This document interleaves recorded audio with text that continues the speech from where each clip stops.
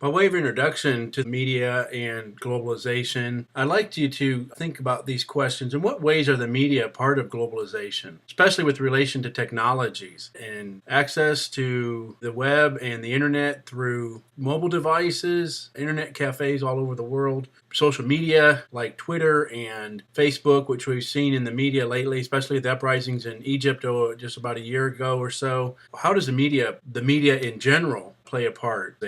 Also, what are some of the key features of globalization and as they relate to the media of communications? Not only state-run news, but then also communicating students and people that live in countries that have restrictions on what they can and cannot receive through the state media, but are able to access through other portals like social media networks. What are some of those key features? What are some of the things that are really influencing globalization today? Finally, in your own area of the world, wherever you may be, are you affected by globalization? Is it a concept you're dealing with and have to think about? I know I do, just where things are brought in from, products, even the iPad, my smartphone, dishes, utensils, tools, let alone working with students from all over the world in my job and where I travel to conferences and things like that. So pretty big influence with globalization media's effect on it.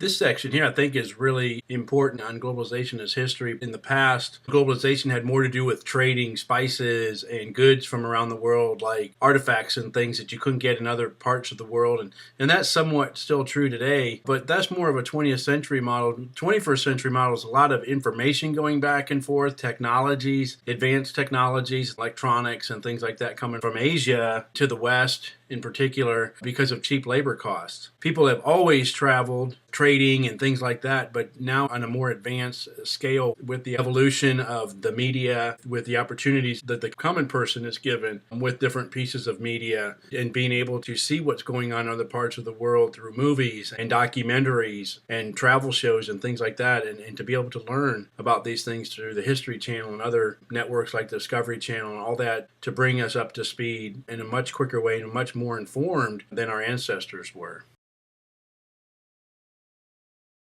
This area to me is very important with the idea of global flows and other cultures, more dominant cultures, perhaps becoming an imposition on imposing their cultural views and ideas on smaller cultures in a way that where they're sort of absorbing them into a larger global culture to the extinction of a local culture. For example, we lived in Papua New Guinea up in the Eastern Highlands province for about 6 or 7 years in the mid 90s. They were still talking about the movies of Sylvester Stallone about Rambo and was that guy real? And he was a hero to them because he could live out in the jungle in the bush and survive and take on a whole army and getting ideas like that and getting their information about other cultures through the media. We laugh at it, it's kind of comical from our perspective, but how much of that do we do as well? We might see a tidbit of something in a program or on a news show and think, oh, that's how everybody is over there, or that's how they do it. And that sort of influences our ideas of other cultures. And we, rather than having a trade off, we become kind of more black and white on things and a lot of less gray. So this is really, really an important area with the media and how it does affect the global flows of how we view other cultures and they view us, and the dominance that other cultures can have with powerful media and influence.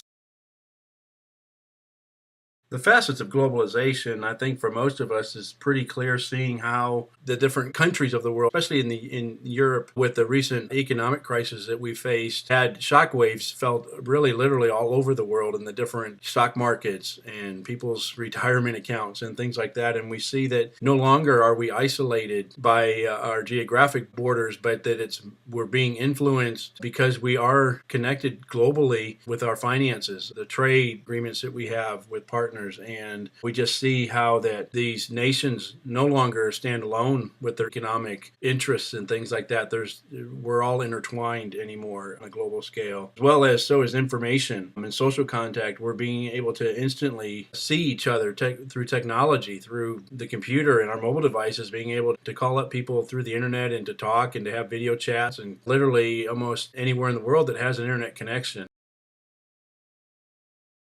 Globalization technology is probably one of my favorite areas. Being an online instructor and being able to influence students all over the world through technology and the media that we have available, social media as well as Web 2.0 programs we're able to use and different platforms with mobile devices and the computer and notebook computing. So many ways to see all over the world with just a data link. You see these guys out in the middle of nowhere with a little satellite uplink and being able to transmit video all over the world. It's just amazing to see all of the opportunities we have. Automation, being able to automate things. It's just incredible. Programming things with our little handheld mobile devices that we carry around, our smartphones and things like that. Globalization with technologies is really, really an effect that will continue to reverberate and continue in the future, only to become more and more of an influence going forward. You can see how the technology is really, really shrinking the world quickly with globalization and interconnectivity with others around the world. I think when we talk about this area with institutions and global ownership with media, this is something that shows the dominance of the West, maybe the new imperialism with allowing from the West to influence so much all over the world with the creators of a lot of TV shows and movies and originating documentaries. Other countries are doing somewhat of that, but not on the scale as those who are in the West. And I think this is having a very profound effect on other cultures around the world. Think of the kids today, the millennials and the children that are raised within the last 4 or 5 years that have been born and all the things that they will expect to have as a result of technology's influence. And this has a huge effect around the world. In this area on global genres, I think for most folks, pretty much a super cultural or transcultural concept of movies and video in particular, music represented in all cultures, obviously music, but video is a tool and means to show people things of other cultures, especially the folks we worked with in New Guinea love to watch action movies and hero movies and things like that. You think of some of the backlash in some of the Middle Eastern cultures against the West has been our movie industry and things like that, and the negative influence that they see that as opposed to their ideology. These genres, not only is it film and television, but also music. Music is a huge influence around the world with songs and musicians that are very popular on world tours and things. And Michael Jackson's probably bigger in Japan than he was in the States. Just see the influence of the genres around the world and how people identify and connect globally through these different media is interesting to think about it and to consider. This area here on global audiences, how people view different things through media. For example, where we lived in Papua New Guinea, that something is offensive to see a woman's bare leg or in fitted trousers or shorts or something like that. Women were always covered, especially the thighs, inner thighs down, maybe halfway to their knee or something like that, but never to show the inner thigh. And so we may think that in the West that we're communicating one thing, but why are we painting it this way? Not at all intentional, but could come across because the host culture will see it in a different light just based on their cultural grid. So these are some really important things to think about as far as how other cultures filter things. Cultures and identity, a brief discussion about that is important, considering people identifying with more of a cohort of an age group that they identify with or a particular movement than their own country, the nationalistic idea. A lot of that still that does exist, but I think with the younger generation, with the globalization, wanting to be connected with others, wanting to be able to have freedom to travel and to communicate with one another through the different social media, barriers being broken down, a lot of diversity in schools and opportunities through education to work and interact with one another, and local governments and what their concerns may be may have some effect on opportunities that we have for education.